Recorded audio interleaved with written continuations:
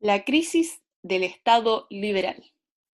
El objetivo de la sesión de hoy es comprender cómo el contexto económico, social y político de la primera mitad del siglo XX llevaron a la crisis del Estado liberal.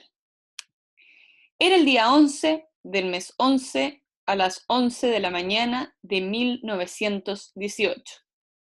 Luego de 4 años de sangriento conflicto, las potencias beligerantes lograban firmar la paz que daría fin a la Primera Guerra Mundial. Aunque el espíritu que se intentaba instaurar en las relaciones entre las potencias ganadoras buscaba el diálogo y el trabajo en conjunto para lograr la reconstrucción de Europa, las heridas que había dejado la guerra para la población y el impacto que tuvo el Tratado de Paz, especialmente en las potencias perdedoras, hacía difícil regresar al clima de bonanza, diálogo y prosperidad previo a la guerra. Aún así, en medio de la incertidumbre posterior a la guerra, la sociedad occidental se intentó poner de pie.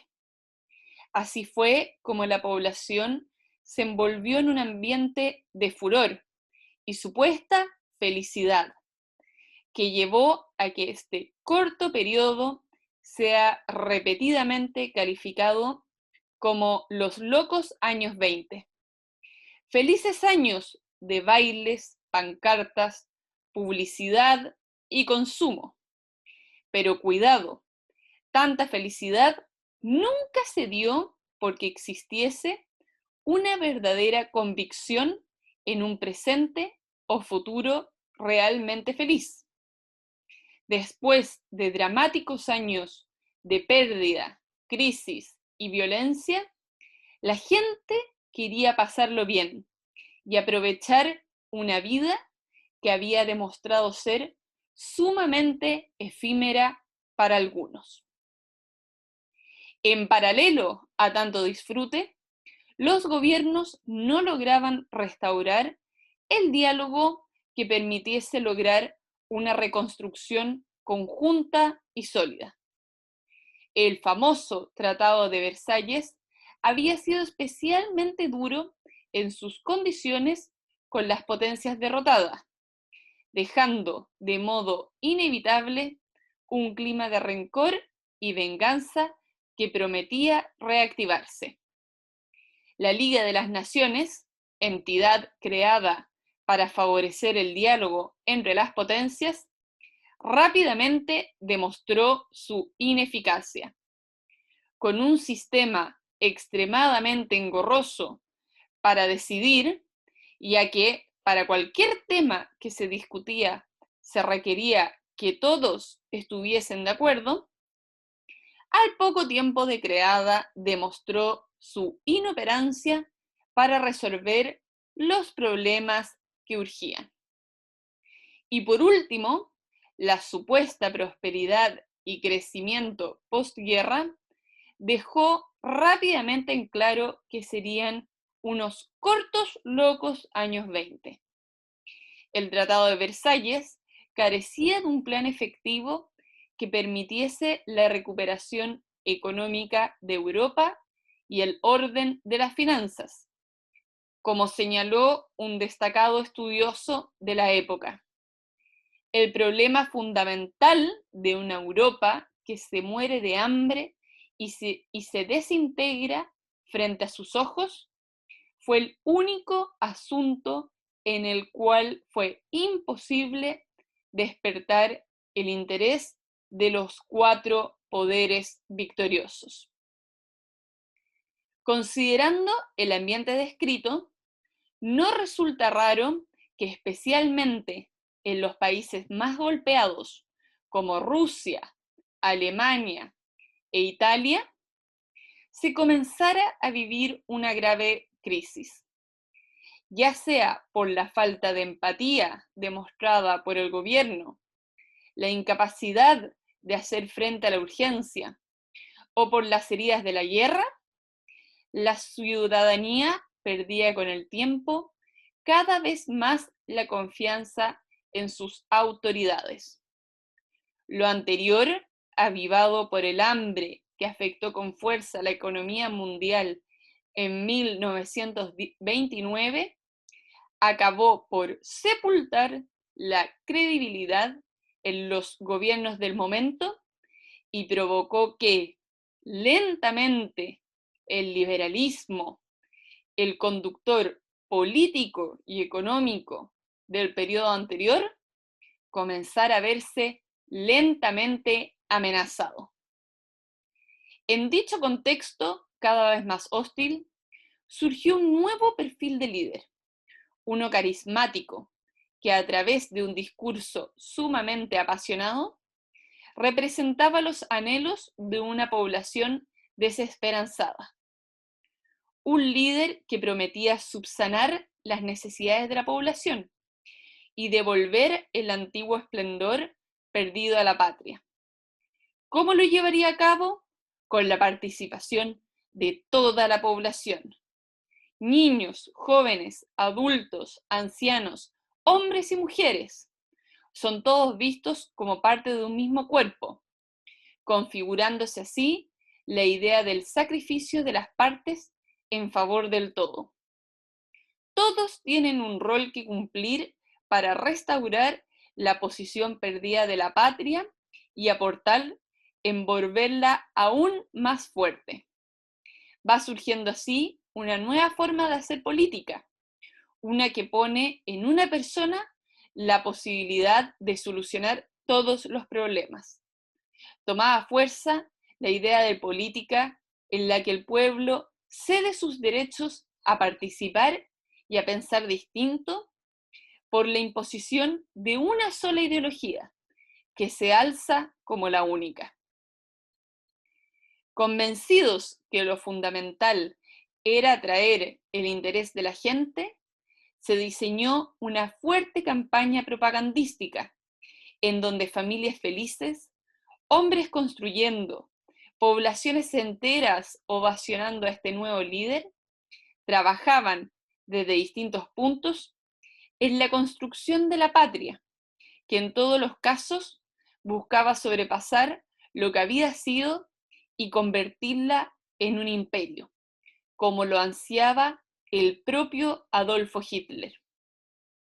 Ahora bien, viendo todas estas imágenes, que lo único que irradiaban era felicidad, vale la pena preguntarse, ¿estaban todos realmente de acuerdo con el objetivo anhelado por este nuevo tipo de gobierno? ¿Todos concordaron en la obligación de aportar al país como ellos lo establecían? Claramente no.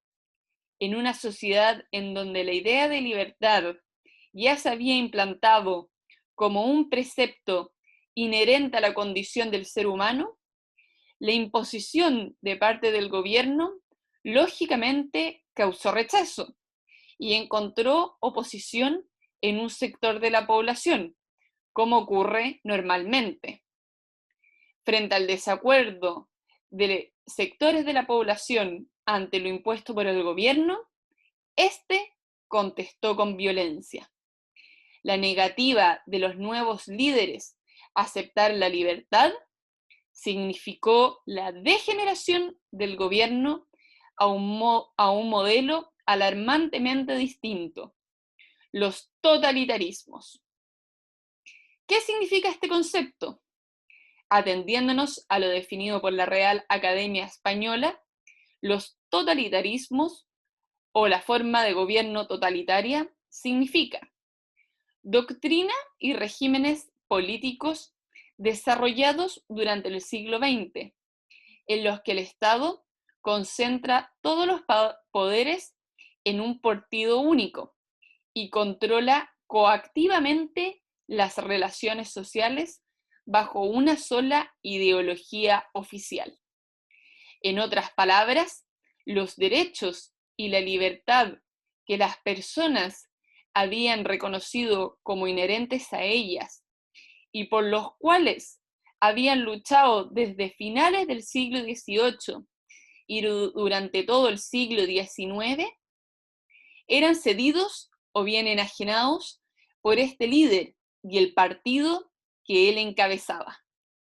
Ellos administraban el Estado y usaron todo su poder para aplacar la oposición externa e interna, lo que se tradujo en una escalada de violencia que verá la muerte de la mayor cantidad de víctimas civiles en la historia de la humanidad, tanto por la Segunda Guerra Mundial y por el genocidio cometido por los nazis. América Latina no se mantuvo ajena al clima de cambios, aunque los que experimentó fueron de menor intensidad y no enfrentó el surgimiento de regímenes totalitarios como ocurrió en Europa. El continente americano, a finales del siglo XIX, ya había iniciado el proceso de industrialización de lleno, aunque obviamente no de modo parejo en todo el continente. Al igual que en Europa, la industrialización favoreció la formación de un nuevo grupo social, el proletariado. Con el tiempo, las precarias situaciones laborales en las que trabajaban y vivían especialmente los mineros del país y los trabajadores de las fábricas, sumado a la nula existencia de políticas que intentasen solucionar la mísera situación con la que convivían, motivó la formación de un sentimiento de rencor e injusticia frente a la oligarquía que controlaba la política del país. La situación descrita, que se fue agravando con el tiempo, acabó por allanar el camino para el surgimiento de una nueva tendencia política, el populismo. ¿Qué entendemos por esta? Siguiendo lo planteado por la Real Academia Española, el populismo se define como tendencia política que pretende atraerse a las clases populares. En otras palabras, los nuevos líderes, quienes poseían un carisma que hasta ese momento no se había visto en política, si bien se dirigían al comienzo al pueblo chileno, por ejemplo, se identifican especialmente con los grupos medios bajos de la sociedad. Especialmente dirigido a ellos, se elaboraba entonces un discurso y se asumía una actitud que lograba atraer su confianza y cercanía, la que hasta ese momento no había tenido ni un tipo de representación en política. El candidato, que en la gran mayoría de los casos no era respaldado por ni un partido político definido, se mostraba como una persona consciente de las necesidades más apremiantes del momento y la esperanza para solucionarlas de raíz. De tal forma, lograba atraer a las masas y asegurarse el apoyo de éstas a su candidatura. Comparando con la situación política que se vivía en paralelo en Europa, si bien se pueden identificar similitudes entre el régimen totalitario y el populismo, como la presencia de un líder carismático, la falta de apoyo de un partido político a la candidatura y el uso de un discurso multiclasista, también se debe reconocer que, a diferencia de los regímenes totalitarios europeos, los gobiernos populistas en América Latina no cayeron en el uso de la violencia y en los crímenes políticos que sí cometieron los totalitarismos para poder controlar a la población. Después de todo lo que hemos estudiado la sesión de hoy, queda claro que si bien no fue la única causa para la drástica evolución que vivió el sistema político